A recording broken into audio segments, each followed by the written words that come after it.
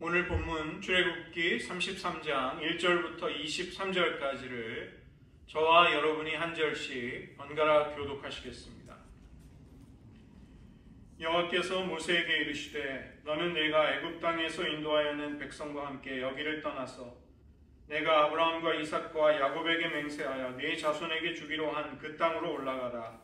내가 사사를 너보다 앞서 보내어 가나안 사람과 아모리 사람과 헷 사람과 루시 사람과 히위 사람과 여부스 사람을 쫓아내고 너희를 젖과 꿀이 흐르는 땅에 이르게 하려니와 나는 너희와 함께 올라가지 아니하리니 너희는 목이 곧은 백성인즉 내가 길에서 너희를 진멸할까 염려함이니라 하시니 백성이 준엄한 말씀을 쓰고 슬퍼하여 한 사람도 자기 몸을 관장하지 아니하니 여호와께서 모세에게 이르시기를 이스라엘 자손에게 이르라 너희는 목이 곧은 백성인즉 내가 한순간이라도 너희 가운데에 이르면 너희를 진멸하리니 너희는 장신구를 떼어내라 그리하면 내가 너희에게 어떻게 할 것인지 정하겠노라 하셨습니다. 이스라엘 자손이 힘을 없으면서부터 그들의 장신구를 떼어내니라. 모세가 항상 장막을 취하여 진 밖에 쳐서 진과 멀리 떠나게 하고 회막이라 이름하니 여호와를 앙모하는 자는 다 진 바깥 회막으로 나아가며 모세가 회막으로 나아갈 때는 백성이 다 일어나 자기 장막 문에 서서 모세가 회막에 들어가기까지 바라보며 모세가 회막에 들어갈 때 구름 기둥이 내려 회막 문에 서며 여호와께서 모세와 말씀하시니 모든 백성이 회막 문에 구름 기둥이 서 있는 것을 보고 다 일어나 각기 장막 문에 서서 예배하며 사람이 자기의 친구와 이야기한 같이 여호와께서는 모세와 대면하여 말씀하시며 모세는 진으로 돌아오나 눈의 아들 젊은 수종자 여호수아는 회막을 떠나지 아니하니라. 모세가 여호와께 아뢰어 보시옵소서 주께서 내게 이 백성을 인도하여 올라가라 하시면서 나와 함께 보낼 자를 내게 지시하지 아니하시나이다. 주께서 전에 말씀하시기를 나는 이름으로도 너를 알고 너도 내 앞에 은총을 입었다 하셨사온즉 내가 참으로 주의 목전에 은총을 입었사오면 원하건대 주의 길을 내게 보이사 내게 주를 알리시고 나로 주의 목전에 은총을 입게 하시며 이 족속을 주의 백성으로 여기소서. 여호와께서 이르시되 내가 친히 가리라 내가 너를 쉬게 하리라. 모세가 여호와께 아뢰되 주께서 친히 가지 아니하시려거든 우리를 이곳에서 올려보내지 마옵소서. 나와 주의 백성이 주의 목전에 은총을 입은 줄 무엇으로 아시리까. 주께서 우리와 함께 행하심으로 나와 주의 백성을 천하 만민 중에 구별하심이 아니니까. 여호와께서 모세에게 이르시되 네가 말하는 이 일도 내가 하리니 너는 내 목전에 은총을 입었고 내가 이름으로도 너를 알미니라. 모세가 이르되 원하건대 주의 영광을 내게 보이소서. 여호와께서 이르시되 내가 내 모든 선한 것을 내 앞으로 지나가게 하고 여호와 이름을 내 앞에 선포하리라.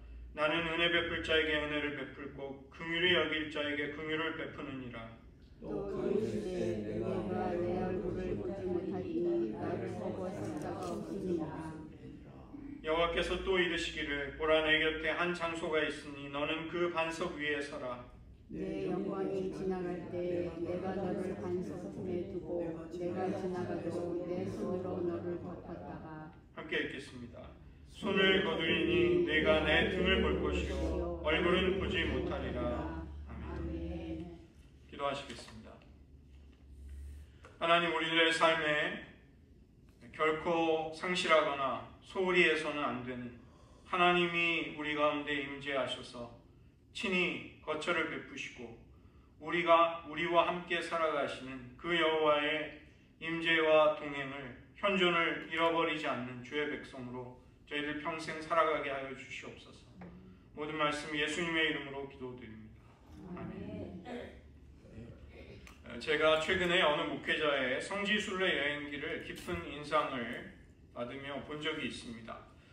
그분은 이스라엘에 가셔서 이스르엘 골짜기를 가셨는데 그 광경이 참 놀라웠다고 합니다. 그곳은 선지자 엘리야가 아합 왕의 병거를 앞질러서 성령의 능력으로 달려갔던 그곳입니다. 길이가 무려 41km나 되는 곳이고 자동차로 가도 반 시간은 좋게 걸리는 그 거리를 엘리야가 성령의 권능에 사로잡혀서 아합 왕의 병거 앞에서 뛰어갔던 것이죠. 그분은 그런 생각을 했다고 합니다. 바로 이 근처가 엘리야가 단을 쌓고 하늘로부터 불이 내려왔던 곳이다. 바알 선지자가 피를 흘리며 죽임을 당한 곳에 내가 발을 내딛고 서 있다. 왼편을 돌아보니 푸른 지중해를 볼 수 있었습니다. 그분은 떠올리기를 바로 이 자리에서 엘리야가 비를 내리도록 간구하는 기도를 7번이나 드렸을 때 그는 아주 작은 구름을 볼 수 있었다. 사람의 주먹만한 크기의 그 구름이 지금은 이 하이파라고 부르는 항구 도시로부터 그쪽 방향에서 여기로 온 것이 틀림없을 것이다. 갈멜살 중턱을 보면서 어떻게 엘리야가 이 위로 그 엄청난 물통을 끌어올릴 수 있었을까? 그것도 기근의 시대 속에서 어떻게 그런 일을 했을까? 모든 것들이 놀라웠지만 주님께서 그분의 백성을 위해 행하신 일들을 떠올릴 수 있는 장소들이었다고 합니다. 그분은 그 산 위에서 기도하기 시작했습니다. 주님, 제가 엘리야가 서 있던 바로 그곳에 서 있습니다. 당신의 말씀 가운데 엘리야도 우리와 똑같은 인간의 성정을 가진 사람이었기에 그가 기도해서 응답받았다면 저의 기도 역시 응답받을 수 있지 않겠습니까? 제게 하고 싶은 말씀을 들려주십시오. 그러나 기대와 달리 이분은 아무 말씀도 하나님께로부터 듣지 못한 것입니다. 나중에 그 예루살렘에 있는 그리스도 묘지 그 성소에 가서도 마찬가지였고 겟세마네 동산에서도 실망스럽기는 마찬가지였다는 것입니다. 그분은 심각한 상업주의가 이런 장소들을 애워싸고 있기 때문일 것이다. 그런 식으로 이유를 찾았던 것이죠. 이분이 예루살렘을 여행 갔던 이유는 갈멜산에 여러 성도들이 헌신한 교회를 헌당하기 위해서였습니다. 그래서 그 헌당 예배식 때 이제 큰 은혜가 있었던 것이죠. 그러나 이분은 성지를 순례하는 가운데 자신에게 계속 답답한 마음이 사라지지 않았다고 하셨습니다. 대서양 위로 날아서 집으로 돌아오고 있는 중에 무엇이 빠져 있었던가를 그는 갑자기 떠올릴 수 있었던 것이죠. 자기가 바로 집으로 향하고 있다는 사실이었습니다. 그 집이라는 것은 주택, 아파트, 거처를 말한다기보다 그가 자기의 집의 내부에 특별하게 꾸며둔 특정한 방, 특정한 장소를 떠올렸던 것입니다. 그분은 그 방을 개인적으로 하나님을 갈망하는 방, 하나님을 찾는 방이라고 그렇게 이름 붙였습니다. 깊이 사모하고 간절히 원하고 추구하는 것이 바로 갈망하는 것이죠. 단순한 기도실이라기보다 시시때때로 언제든지 자유롭게 나아가 주님을 만나서 그 영혼의 갈망을 하나님께 쏟아붓곤 했던 그곳, 그 장소가 떠올랐던 것입니다. 갈멜산이 엘리야의 경우에는 그가 하나님을 갈망하는 장소였을 것입니다. 그는 기도하기 위해 수차례나 그곳에 나아갔던 것이죠. 예수님도 자주 산으로 가서 기도하셨습니다. 아버지와의 깊은 교제를, 사랑의 친교를 나누는 특별한 장소였던 것이죠. 성경에 나오는 신앙 인물들마다 특별히 이처럼 하나님을 갈망하며 찾는 장소가 많은 경우 있었습니다. 우리 역시 주님과 동행을 진지하게 생각한다면 우리의 삶 가운데도 그런 장소가 꼭 필요한 것입니다.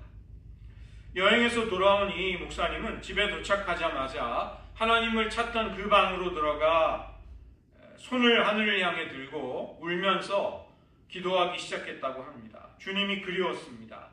몹시도 그리웠습니다. 일주일 내내 이곳에 돌아와 하나님을 만나기를 저는 원했습니다. 이곳이야말로 저의 겟세마네 동산이요, 저의 갈멜산이요, 주님과의 깊은 교제를 나누는 곳입니다. 그 갈망하는 방에서 하나님은 이스라엘 성지에서도 순례 가운데에서도 하시지 않았던 많은 말씀을 그분에게 들려주셨다고 그렇게 간증하였습니다. 예수님은 우리가 요구하기도 전에 무엇이 필요한지를 아버지께서 아신다. 이렇게 가르쳐 주셨습니다. 우리에게는 안전과 평안이 보장되어 있는 것입니다. 황량한 광야 생활을 40년 동안 했을 때 이스라엘 백성에게는 모자라는 것이 없었습니다. 40년 내내 그들의 장막은 낡아 떨어지지 아니하였고 그들의 신발, 두건, 옷은 닳아서 헤어지지 아니하였습니다. 하나님은 큰 권능으로 그들의 머리를 불타는 태양의 열기로부터 보호해 주셨습니다. 적들의 침입으로부터 또 지켜주신 것이죠. 하나님의 백성들은 매일 빵과 물과 안전한 거처를 보장받고 하나님의 보호하심을 누렸던 것입니다. 우리가 겪게 되는 인생의 날들 그리고 위기 속에서도 이스라엘 백성들과 동일한 보호를 우리는 하나님께로부터 바라고 기대하며 살아가고 있는 것이죠. 하나님께서 이스라엘 백성들에게 모든 것을 베푸신 광야의 날들을 우리는 떠올려 볼 수 있는 것이죠. 그들은 잠리스, 실직한 사람들이었습니다. 그러나 그들에게 필요한 모든 것을 하나님은 공급해 주셨습니다. 그분이 베푸신 능력은 이미 광야 생활 동안 너무나도 분명히 증명이 되었기 때문에 하나님은 우리에게 어떠한 것도 증명하실 필요가 없는 것이고 우리는 오늘 우리가 살아가는 이 시대 속에서도 그분이 동일한 일을 우리들의 삶 가운데 행하실 것을 확신할 수 있는 것이죠. 지금 저희들 살아가는 가운데 흉흉하고 무서운 소식들, 우리를 불안케 하는 여러 가지 뉴스들이 오고 가고 있습니다. 그러나 우리는 그 가운데서 하나님을 신뢰하면서 얼마든지 하나님의 말씀을 의지하고 또 신중하게 하나님이 우리의 심령에 들려주시는 말씀을 경청하며 살아갈 수 있다는 것입니다. 세월이 지남에 따라 이스라엘 백성들은 하나님의 손으로부터 받게 된 기적적인 공급에 대해서 실증을 내기 시작합니다. 매일의 기적적인 돌보심을 받으면서도 그들은 불평하고 원망하면서 하나님의 권능과 사랑을 의심하기 시작했던 것이죠. 환란이 오게 될 때 우리들은 그런 함정에 빠지지 않기를 바랍니다. 예수님은 무엇을 먹을까 입을까, 어떻게 안식처를 마련할 것인가, 이런 문제에 중심을 두지 말라고 우리들에게 분명하게 경고하십니다. 목숨이 음식보다 중하지 아니하며 몸이 의복보다 중하지 아니하냐. 너희들의 삶의 중심은 나와의 관계에 집중되고 거기에 고정되어 있어야 한다. 나를 너희의 삶의 모든 것의 중심이 되게 하라. 너희의 마음이 나와 일치되게 하라. 그러면 다른 모든 것들을 내가 돌보겠다. 만일 너희들이 그렇게 너희들의 마음을 살핀다면 나는 너희들의 생계를 살펴주겠다. 우리는 하나님의 임재하심이 우리를 보호하신다는 것을 머리로만이 아니라 매일의 삶에서 체험할 수 있어야 하겠습니다. 날마다의 그분의 임재를 우리가 갈망하지 않는다면 우리에게 끊임없이 다가오는 위기 그리고 종말의 날들을 우리는 제대로 맞이할 수 없을 것입니다. 그러한 어려운 때 우리는 하나님이 우리와 함께 하신다는 것을 온전히 알아야 되는 것이죠. 모세야말로 이스라엘 백성들이 하나님의 임재 없이는 그들 앞에 놓여진 그 위험한 광야의 날들을 제대로 견뎌내지 못할 것을 누구보다 잘 알고 있었습니다. 이스라엘 백성들은 먹고 마시고 금송아지 앞에서 벌거벗고 춤을 추면서 자기 자신을 더럽히기 시작하였습니다. 하나님은 그들의 우상 숭배로 인해 진노하셨고 그들을 소망이 없는 고집센 목이 곧은 백성들이라고 말씀하셨습니다. 32장 10절 출애굽기를 보면 내가 그들에게 진노하여 그들을 진멸하고 너를 큰 나라가 되게 하리라. 하나님이 그렇게까지 말씀하셨던 것입니다. 모세가 이스라엘을 위해 중보기도를 하자 하나님이 자비를 베푸셨지만 무서운 조건이 거기에 붙게 됩니다. 그래 내가 너희들을 젖과 꿀이 흐르는 땅에 들어가게 해주겠다. 너희들을 앞서서 인도할 나의 사자 천사를 보내주겠다. 내가 너희들 앞에 모든 적들을 물리치겠다. 그러나 33장 3절 그러나 내가 너희 이스라엘과 함께 하지 않겠다. 나의 임재가 더 이상 너희들에게 있지 않을 것이다. 모세가 이 준엄한 말씀을 들었을 때 너무나도 충격을 받고 상심하였습니다. 그는 이스라엘의 진 바깥, 야영지 바깥에 백성들로부터 떨어진 곳에 자신의 천막을 치고 회막이라고 이름 붙였던 것이죠. 하나님과의 만남의 장소, 거기에서 그는 주님 앞에 중보기도를 했던 것입니다. 이스라엘의 두 가지의 죄를 깨달을 수 있었는데 그들이 우상을 만든 것과 다른 하나는 그들의 큰 죄라고 부르는 것입니다. 이 큰 죄는 오늘날 하나님의 백성들도 동일하게 저지르고 있는 것입니다. 그것은 개인적인 삶과 공동체적인 삶에 임재하신 주님을 소홀히 대하는 것입니다. 이스라엘 백성들은 그들에게 임재하신 거룩한 하나님을 대수롭지 않게 여겼습니다. 그분과 깊이 교제하는 것을 사모하거나 갈망하지 않았던 것입니다. 식량을 공급받고 보호를 경험하고 구원을 원했지만 하나님의 임재를 그들은 원하지 않았던 것이죠. 오늘날 수많은 신자들에게 예수님과의 관계가 율법적인 관계, 그것을 크게 넘어가지를 못합니다. 그런 많은 신자들은 당당하게 고백하기를 저는 그리스도께서 십자가 위에서 성취하신 일을 믿음으로써 구원을 받는다는 하나님의 약속을 붙잡고 있는 사람입니다. 우리가 그런 고백을, 주장들을 논박할 수는 없습니다. 분명히 우리 모두는 그런 믿음의 근거 위에서 하나님의 아들들과 딸들인 것이죠. 우리는 그런 깨달음과 가족이라는, 하나님의 가족이라는 신분과 정체성에서 우리의 안식의 이유를 찾을 수 있는 것입니다. 그러나 하나님과의 사이가 율법적인 계약에 지나지 않는다면, 하나님과의 관계가 단지 이익에 따라 필요한 때만 하나님을 찾는 정도라면 우리는 결정적인 것을 놓치고 있는 것입니다. 율법적인 계약 관계만으로는 주님과의 깊은 교제, 그리고 주님을 온전히 알기를 원하는 갈망을 우리 안에 만들어낼 수 없는 것이죠. 지금 우리가 거룩하신 아버지와 맺고 있는 관계가 단지 계약적인 관계, 우리의 필요를 하나님이 채워주시기를 원하면서 내가 아쉬울 때만 하나님을 찾는 관계라면 자녀와 아버지 사이에 존재하는 애정이 그런 관계 속에는 머물기가 힘드는 것입니다. 그분의 사랑을 알고 체험하기를 갈망하는 마음이 우리에게 있냐는 것입니다. 진정으로 하나님과의 개인적인 교제의 시간을 갖거나 하나님의 구원의 선물을 진정으로 체험한 사람은 누구든지 주님의 형상을 따르기를 원하게 되는 것이죠. 그것은 단지 율법적인 수단, 명령에 대한 복종만으로는 이루어질 수 없는 것입니다. 바로 사랑이 어린 교제를 통해서 함께 보내는 우정의 시간 속에서 그런 일들은, 그런 관계들은 만들어질 수 있습니다. 그래서 하나님의 말씀을 지키지 않고 자기 멋대로 인생을 살아가려는 사람들은 하나님의 임재에 대해서 듣는 것을 싫어합니다.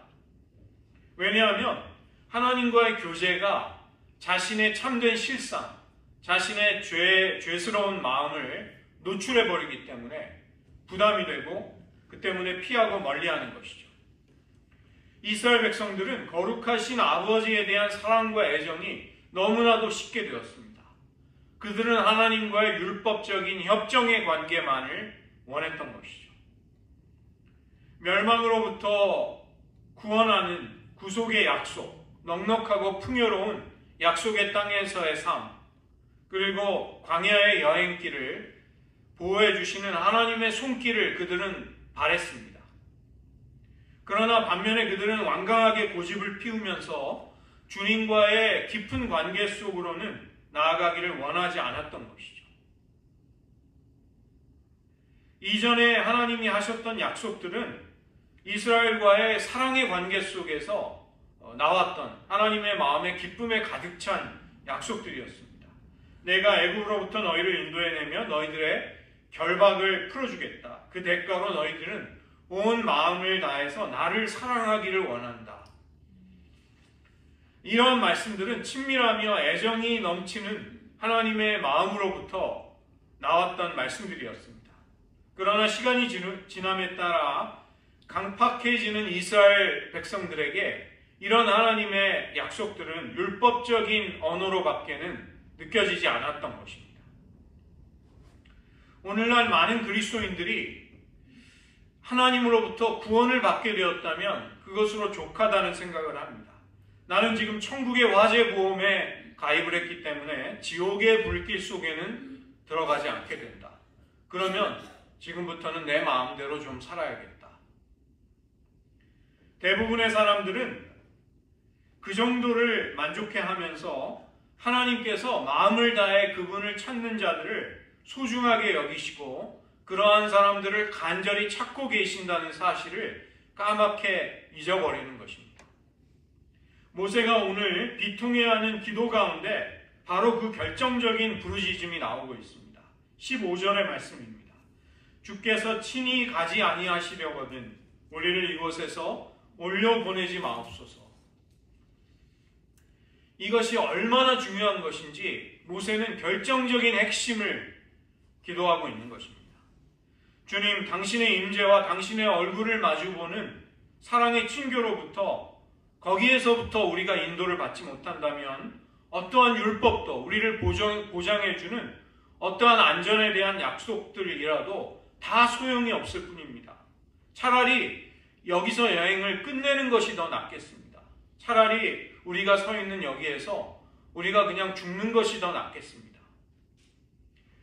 주님의 임재 없이 우리는 우리 주위에 이방신을 섬기고 있는 영적으로 죽은 사람들과 하등 다를 바가 없기 때문입니다. 오직 하나님이 우리 가운데 임재하심과 우리와 함께 하심이 우리를 세상의 모든 민족들과 구별되게 하고 다르게 할 수 있는 것입니다. 하나님, 우리를 선하게 돌보아 주시는 당신의 말씀들을 감사드리고 우리를 보호하며 공급해 주시겠다는 언약에 대해서도 감사드립니다.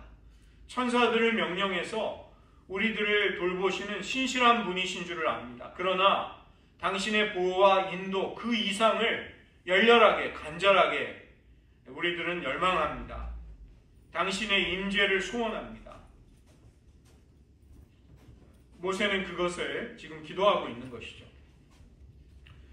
루터 교단에는 마리아 자매회라는 그 특별히 헌신된 여성들의 사역 단체가 있습니다. 바실리아 슐링크라는 뛰어난 여성 지도자가 그 마리아 자매회를 세웠습니다. 이스라엘의 감람산에서 이 마리아 자매회 소속의 수녀 두 분이 36년을 이제 헌신해서 그 지역을 섬기고 있었습니다. 1967년에 중동의 여러 나라들과 이스라엘 사이에 6.1 전쟁이 터지게 됐는데 이 마리아 자매회의 이 수녀님들이 바로 위기에 직면한 것입니다. 요르단의 군인들이 찾아와서 그들에게 경고했습니다. 당장 도망치시는 것이 좋습니다. 곧 전쟁이 터지고 많은 폭격이 있게 될 것입니다. 그러나 그 두 사람은 이제 주님 앞에 기도했을 때 하나님은 기드온에게 주셨던 것과 같은 약속의 말씀을 그들에게 주셨습니다. 두려워 말라, 내가 너희와 함께 하리라는 하나님의 약속이 그들에게 온 것이죠. 그들은 작지만 두 사람에게 충분한 음식과 물을 지하실에 비축하고 자신들의 거처를 지하실로 옮겼습니다. 며칠이 있자 이스라엘 군대가 그 집의 왼쪽을 점령하고 오른쪽에는 요르단 군대가 참호를 파기 시작했습니다. 정신없이 총알과 폭탄들이 그들의 머리 위로 날아다니면서 격렬한 전쟁터 한가운데 그들이 놓이게 된 것입니다. 어느 순간 포탄 하나가 지붕을 뚫고 들어와서 집의 벽들을 무너뜨려 버렸습니다. 이 마리아 자매의 수녀님들은 바로 그 엄청난 생명이 경각에 달려있는 체험 속에서 예수님의 압도적인 임재를 느낄 수 있었다고 고백하였습니다. 그들이 기도하기 위해 두 사람이 모였을 때 성령님은 그 지하실을 충만하게 그분의 임재로 채우셨습니다. 모든 두려움은 사라지고 그들의 생애에 있어서 가장 축복된 순간들, 나날들이 바로 그때였다고 두 분은 고백했던 것입니다. 그 지하실에서 예수님은 그분 자신을 우리에게 나타내 보여주셨습니다. 이스라엘에서 살았던 모든 날 중에 그때가 우리가 보냈던 가장 소중했던 시간이었습니다. 우리는 그전에는 결코 알지 못했던 주님의 임재를 바로 그때 체험할 수 있었습니다. 이 두 분은 그때 이후로 더욱더 주님을 갈망하게 된 것이죠. 우리 역시 위기의 날들이 다가오고 있는데 다른 세대가 목격하지 못한, 경험해보지 못한 일들이 우리 앞에 펼쳐지게 될 것입니다. 지금 우리에게 가장 필요한 것은 경건한 성도들의 심령 가운데, 그들의 가정 속에, 그리고 교회에서 바로 이 주님의 임재를 간절히 찾는 사람들입니다. 우리가 지금 기도하지 않는다면 정작 어려운 때, 위기가 막상 닥치게 되었을 때 우리는 갑작스럽게 우리 안에 주님을 향한 갈망을 갑자기는 만들어낼 수 없을 것입니다. 그 갈망은 밀실과 골방, 광야와 한적한 곳, 주님과 나만이 머무는 곳에서부터 우리에게 임하기 시작할 것입니다. 오직 성령님이 우리 안에 하나님을 향한 바로 그 거룩한 갈망을 만드실 수 있기 때문인 것이죠. 여러분 한 분 한 분에게 그러한 장소가 있는지를 묻고 싶습니다. 우리도 부르짖으면서 모세가 드렸던 이 결정적인 기도, 이것을 드리고 있냐는 것입니다. 하나님, 저는 당신과의 단지 율법적인 관계, 법적인 관계 속에만 머물러 있지 않기를 원합니다. 저의 삶 가운데 주님의 임재하심을 간절히 갈망합니다. 그것이 아니라면 모든 것이 있더라도 소용이 없기 때문입니다. 주님의 임재가 없이 모든 것은 불필요하고 불충분할 따름입니다. 더 이상 우리가 그저 주님의 은혜와 은총을 입었다는 정도로만 우리의 신앙을 뜨뜻미지근하게 두어서는 안 되겠습니다.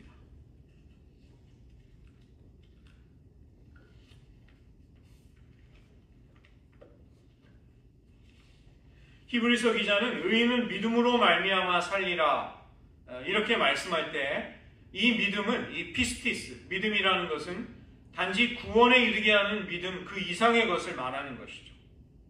우리의 구원, 그리고 우리의 모든 삶에 이 믿음은 필요한 것입니다.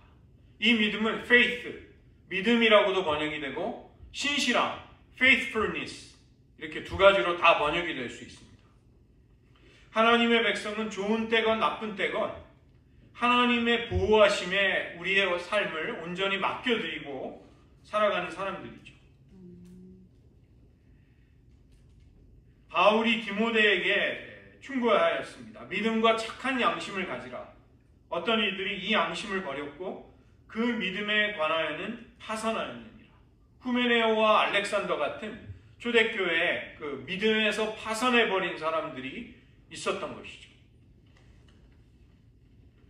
우리의 믿음이 때로는 불신앙의 상태로 절망 가운데 또 영적인 혼탁함 속으로 떨어질 수 있다는 것을 경고하는 것입니다.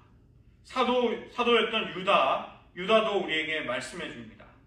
유다서 1장 20절, 사랑하는 자들아, 너희는 너희의 지극히 거룩한 믿음 위에 자기를 건축하고 성령으로 기도하며. 바꾸어 말하면 마지막 때에 여러분에게는 건강하고 굳건한 믿음이 필요합니다. 그러기 때문에 지금부터 그런 믿음을 쌓고 준비하십시오. 지극히 거룩한 믿음 위에 여러분의 삶을 건축할 수 있어야 합니다. 그러기 위해서는 성령으로 기도해야만 합니다. 우리들에게는 흔들리고 있는 믿음을 유지할 수 있는 시간이 없는 것입니다. 그런 여유가 없는 것이죠. 지금 부지런히 말씀과 기도 가운데 주님과의 교제 속에서 이런 믿음을 준비해야 할 때입니다.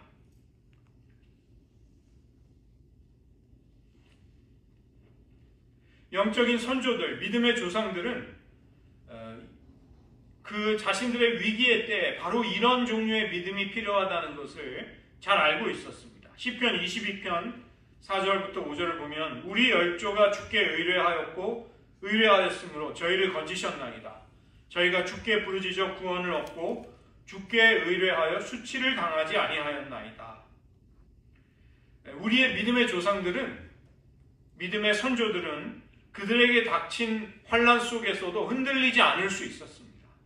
그들은 하나님께서 신실하게 인생의 위기 속에서 자신들의 인생의 길을 열어주실 것을 확신할 수 있었던 것이죠. 주님을 의뢰하고 의뢰하였으므로 우리들을 건지셨나이다. 바울은 아브라함에 대해서 그런 믿음을 가졌던 사람이라고 소개하고 있습니다.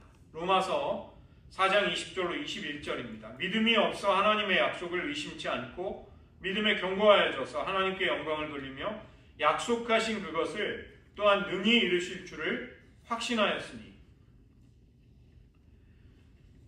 우리 역시 모두 약하거나 흔들리지 않고 온전히 믿으면서 우리에게 다가오는 모든 의심들을, 위기들을 정복할 수 있는 믿음을 우리는 소유하기를 원합니다. 그러나 이러한 믿음은 쉽게 얻어지지는 않는 것이죠. 시험과 실패를 견뎌내고 통과한 뒤에 이러한 믿음은 우리에게 키워지는 것입니다. 베드로는 모든 신앙인에게 다가오는 시험들을 견디라고 우리에게 권고하고 있습니다. 너희 믿음의 시련이 불로 연단하여도 없어질 금보다 더 귀하여 예수 그리스도에 나타나실 때 칭찬과 영광과 존귀를 얻게 하려 함이라. 궁핍하고 어려운 시기에 고난을 견디는 사람은 말세에 나타내기로 예비하신 구원을 얻기 위해 믿음으로 말미암아 하나님의 능력으로 보호하심을 입었다. 베드로전서 1장 5절에서 베드로가 신앙인의 삶을 그렇게 말씀하였습니다. 하나님은 절대적으로 흔들리지 않는 믿음으로 하나님을 신뢰하고 의지하는 사람들을, 즉 그분의 남은 자들을 이 땅에서 드러내실 것입니다. 믿음은 이처럼 하나님의 변하지 않는 약속을 신뢰하면서 우리 자신을 부인하며 그 부르심을 따르는 것입니다.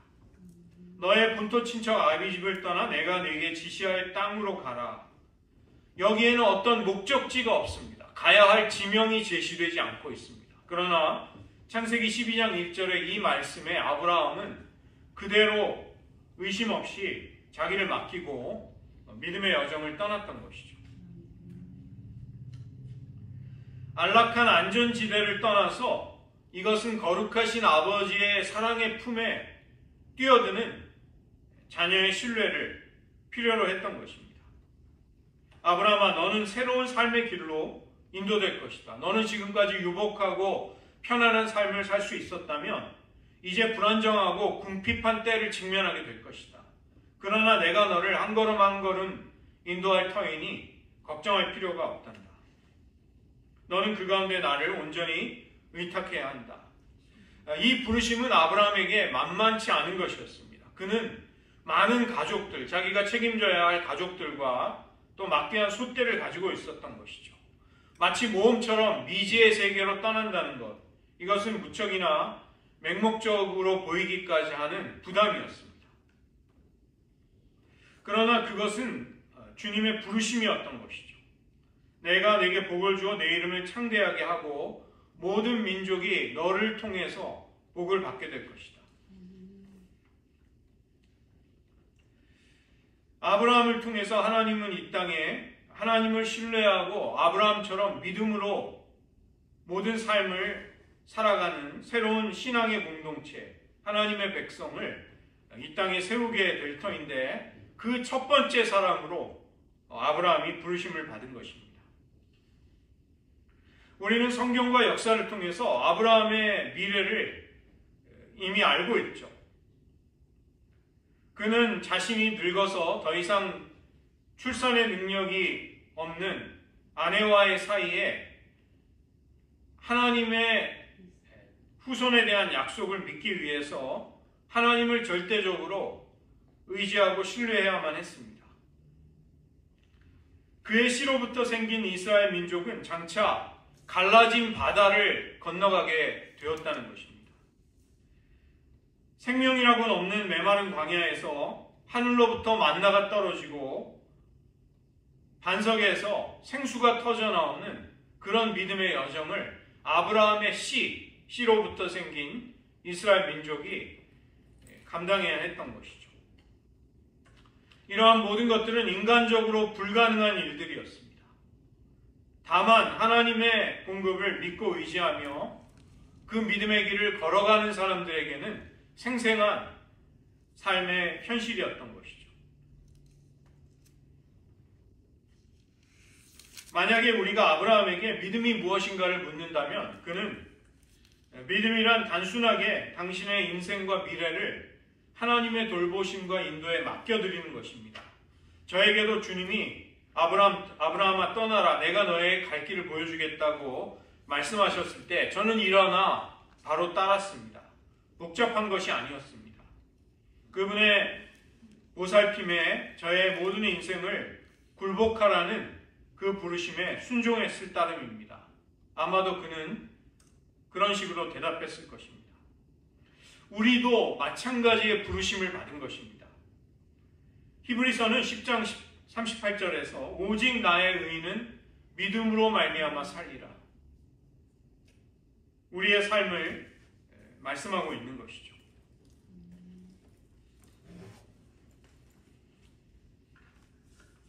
주님, 저도 나아갑니다. 어떻게 살아야 할지, 어떻게 복을 받을지, 어떻게 나의 가족을 이끌어갈지, 생활을 어떻게 부양해야 할지 다 모를지라도 나의 모든 개인적인 생각을 내려놓습니다. 그리고 모든 것을 당신의 손에 맡겨드리고 그 인도를 신뢰하겠습니다.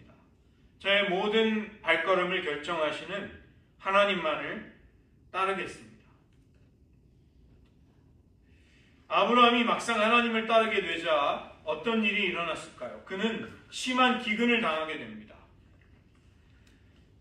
가나안에 도착했을 때 하나님이 그에게 하신 말씀과 이것은 상당히 다른 현실이었습니다.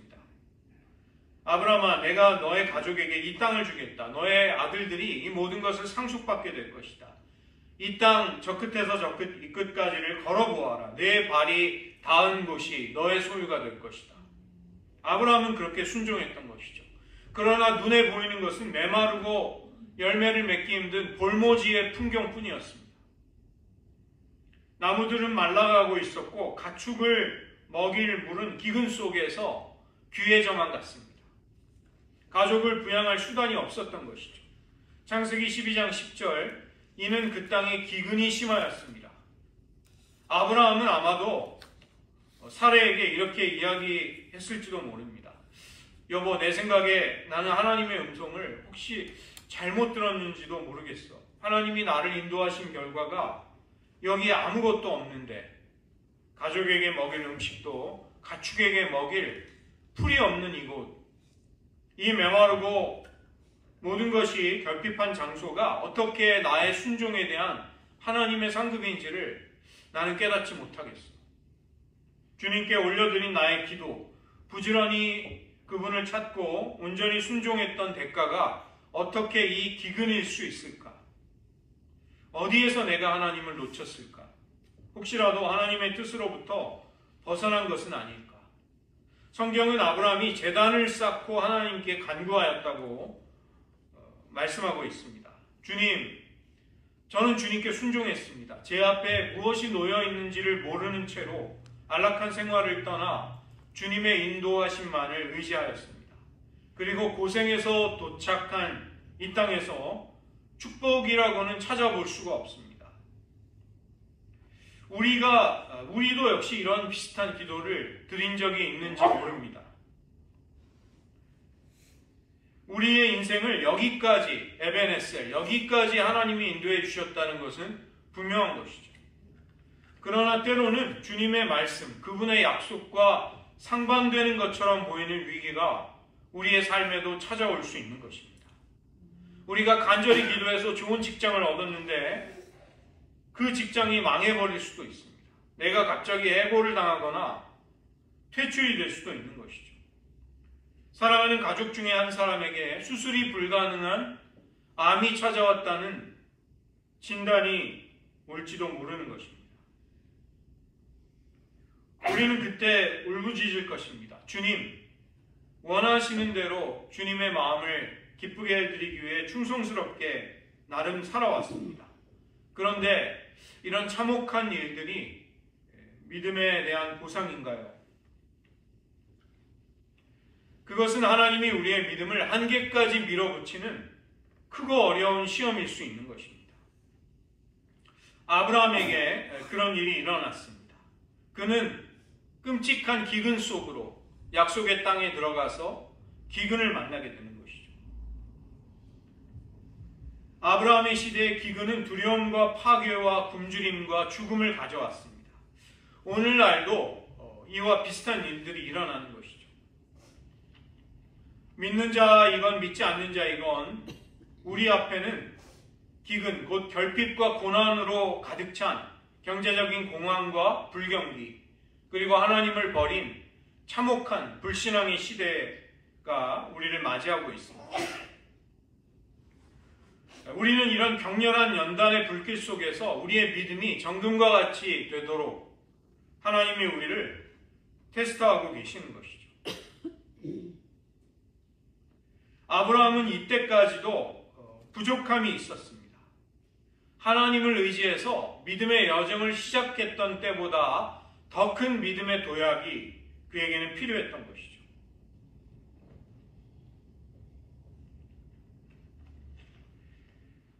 자신의 생존 자체가 위태로움에 처하게 된 것입니다.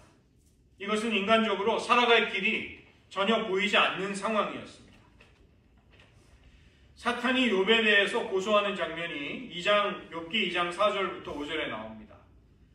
가죽으로 가죽을 바꾸니 사람이 모든 소유물로 자기의 생명을 바꾸었지라.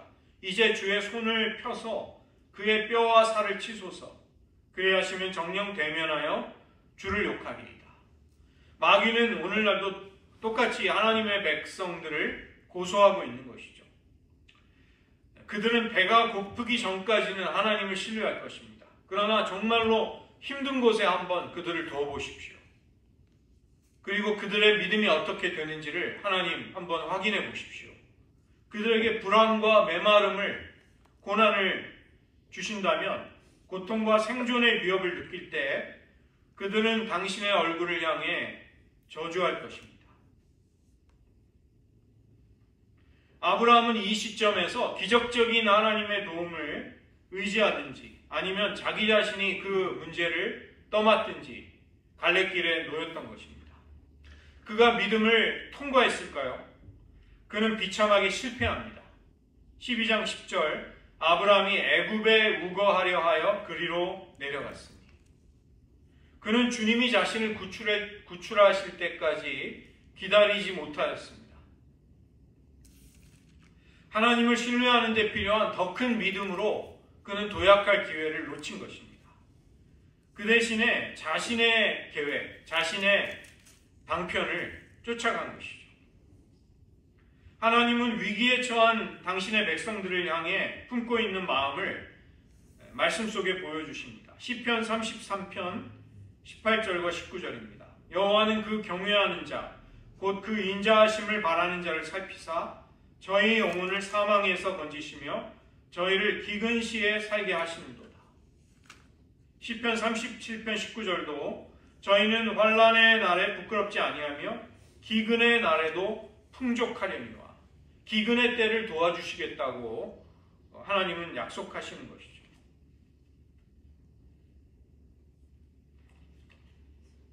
하나님은 우리의 삶에 찾아오는 기근을 극복할 수 있도록 우리를 보호하고 계십니다. 그런 놀라운 기적들로 우리를 먹이시며 우리의 인생의 길을 지켜주시고 계시는 것이죠.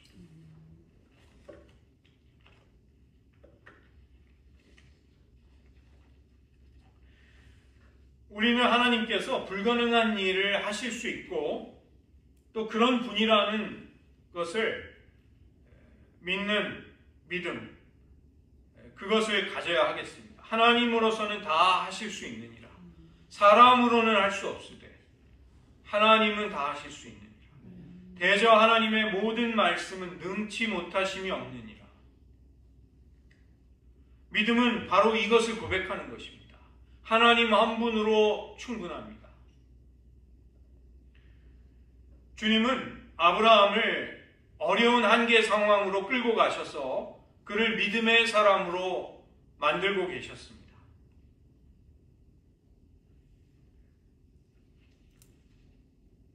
하나님은 우리에게서 이런 고백을 원하시는 것이죠. 아버지, 당신은 저를 여기까지 데리고 오셨습니다. 그리고 당신께서는 변함없이 저에게 최선이 무엇인가를 알고 계십니다. 저는 여기 기다리며 하나님을 신뢰하며 서서 하나님의 구원을 바라보고 있겠습니다. 저의 인생을 당신의 보살핌에 맡겨드리겠습니다. 하나님의 원하시는 것과 달리 많은 경우 우리들의 간청은 주님 빨리 여기서 벗어나게 해 주십시오. 나가게 해 주십시오. 이것이 우리의 바람인 것이죠. 그러나 하나님은 위기를 통해 하나님의 능력을 온전히 신뢰하는 법을 배우도록 우리를 많은 경우 그러한 어려움에서 벗어나지 않도록 그냥 두시기도 하시는 것입니다. 바벨론의 포로로 끌려갔던 다니엘과 세 친구들은 용광로 속에 던져집니다. 또 사자의 우리에도 던져지는 것이죠. 그들이 기적적으로 그 자리에서 빨리 건짐을 받는다면 그들은 기적을, 은혜를 베푸시는 하나님의 권능을 온전히 알 수 없었을 것입니다. 폭풍이 제자들의 배를 쳤을 때 예수님은 잠들어 계셨습니다. 물이 배 위로 넘치기 시작하고 배는 곧 가라앉을 것과 같은 위기 상황에 빠진 것이죠. 그때가 바로 제자들이 주님을 깨울 때였습니다. 주님은 일어나셔서 잠잠하라, 폭풍우를 향해 한 말씀을 하셨습니다. 그리고 하나님의 아들의 권능 앞에 사람들은 깜짝 놀랐던 것이죠. 그러나 그들은 하나님의 권능도 보아야 했었지만 결정적인 것을 또 한 가지 볼 수 있었어야 했습니다. 그것은 바로 예수님께서 아버지의 돌보심 속에서 편안히 안식하고 계셨다는 사실입니다. 생사를 가늠하는 위기 속에서 폭풍우 한가운데에서 예수님은 평안히 주무시고 계셨던 것이죠.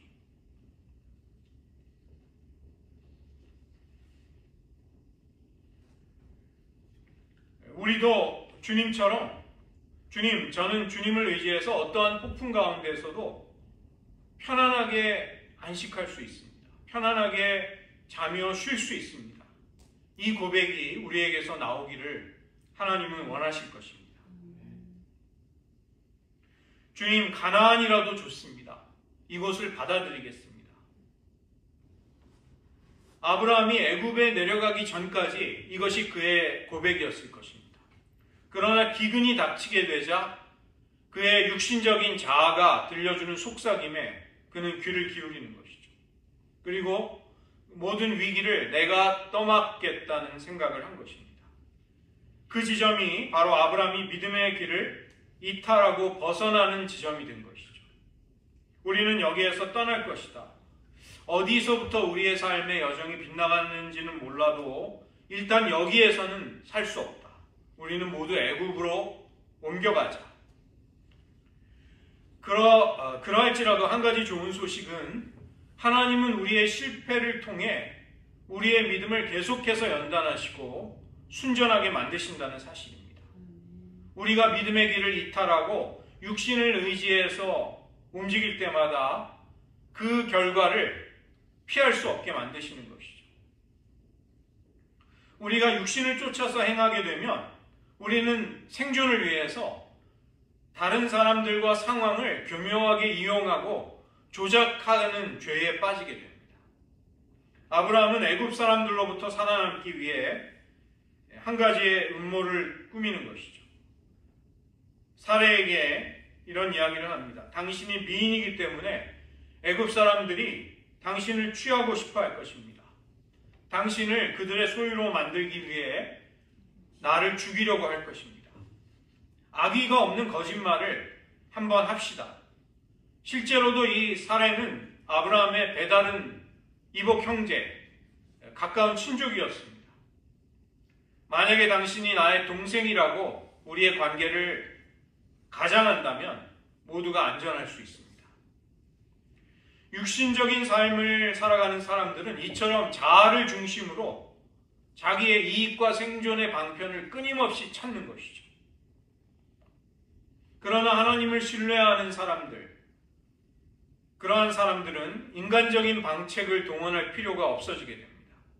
사실을 조작하거나 거짓으로 변명하거나 개인적인 목적을 위해 남을 교묘하게 조종할 필요가 없게 되는 것입니다. 모든 것을 그냥 하나님께 맡기려고 하는 것이죠. 아브라함은 아직 그 지점까지는 도달하지 못하였습니다. 그러나 하나님은 그런 그를 연단하시고 결국은 이끌어 가셔서 믿음의 아버지로 만들어 가십니다. 그래서 아브라함의 믿음은 그의 실패와 그의 연약함 속에서도 하나님의 연단을 거치면서 계속해서 커갈 수 있었던 것이죠.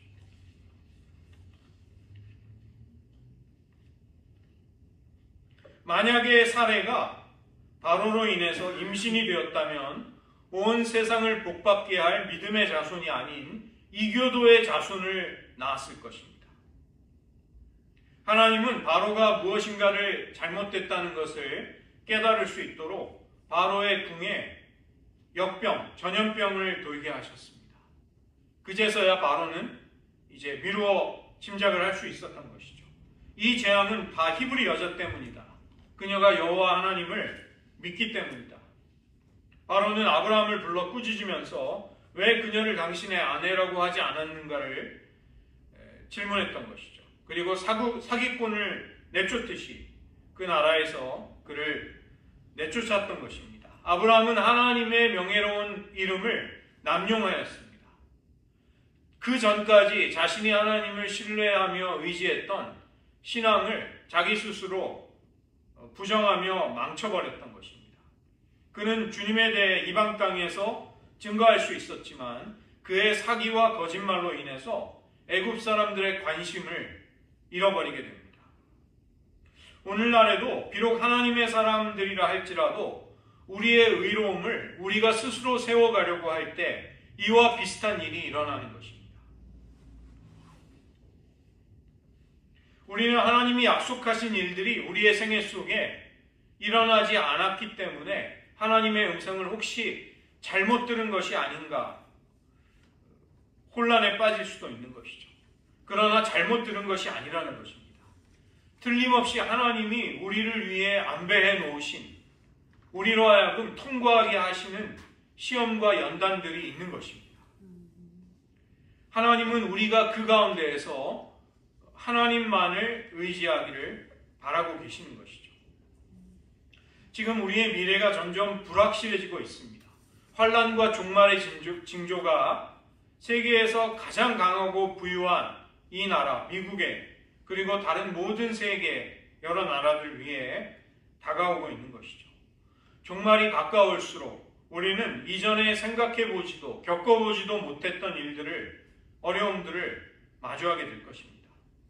그러나 그때에도 우리의 곁에서 성령님의 음성은 들려오고 있습니다. 오직 나의 의인은 믿음으로 말미암아 살리라. 오늘 말씀을 의지하면서 저희들 모세가 드렸던 33장 15절을 주목해 보시기 바랍니다. 주께서 친히 가지 아니하시려거든 우리를 이곳에서 올려보내지 마옵소서. 이스라엘 백성의 진정한 위기가 무엇인지를 모세만은 영적인 분별력으로 파악한 채로 이 기도를 드리고 있는 것입니다.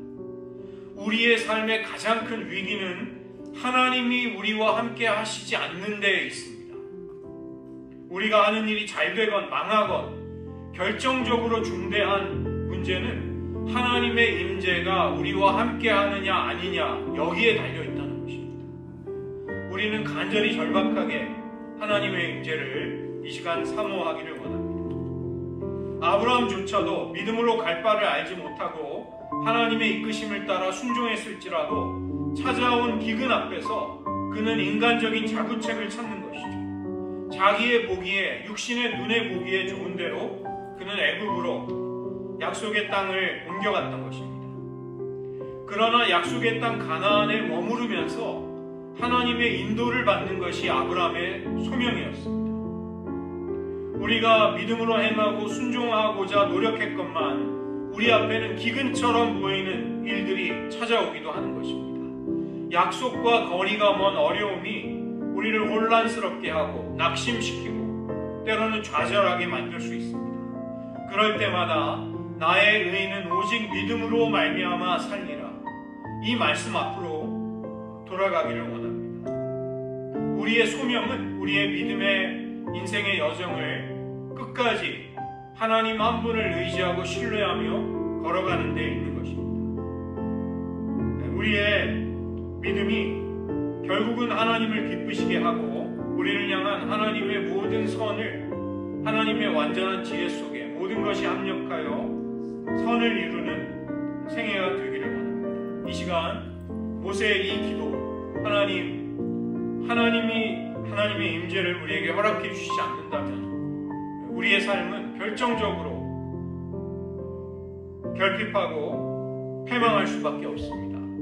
하나님 우리와 함께 하여 주시옵소서. 이 시간 이 기도 저희들 잠시 여러분의 신앙 고백으로 함께 드리시겠습니다.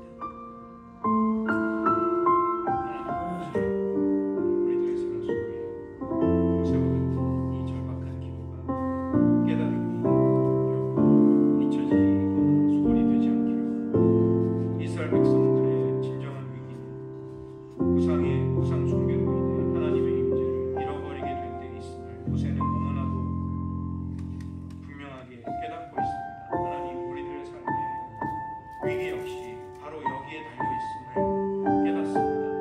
하나님이 우리와 함께 하신다면 우리가 비록 고난 속에 연단 속에 있을지라도 올바른 길로 인도받게 될 것입니다.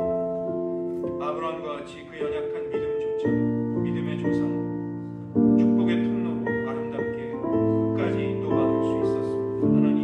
하나님의 임재를 우리에게서 거두지 마시고 언제나 우리와 함께하여 주시옵소서. 우리가 다른 것이 풍족해서 이 하나님의 임재와 사랑을 소홀히 여기는 어리석음에 빠지지 않도록 우리들의 영적인 눈을 늘 열어주시옵소서. 기도하겠습니다. 하나님 아버지, 이스라엘 백성들의 우상 숭배로 인해 찾아온 결정적인 위기와 그 위기의 핵심이 무엇인지를 모세만은 올바로 깨닫고 하나님 앞에 절박하고 결정적인 간구와 기도를 드리고 있음을 우리는 말씀 속에 살펴보았습니다. 하나님이 우리와 함께 가시지 아니하신다면 우리를 이곳에서 올려보내지 마소서.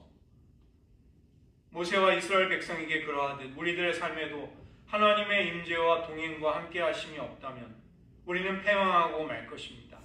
그러나 주님의 임재를 우리의 삶에 베푸시고 계시는 한 우리는 어떤 고난과 위기 속에서도 넘어지지 않고 실패하지 않고 패망하지 않을 것입니다. 우리들에게 하나님의 임재를 허락하여 주시옵소서.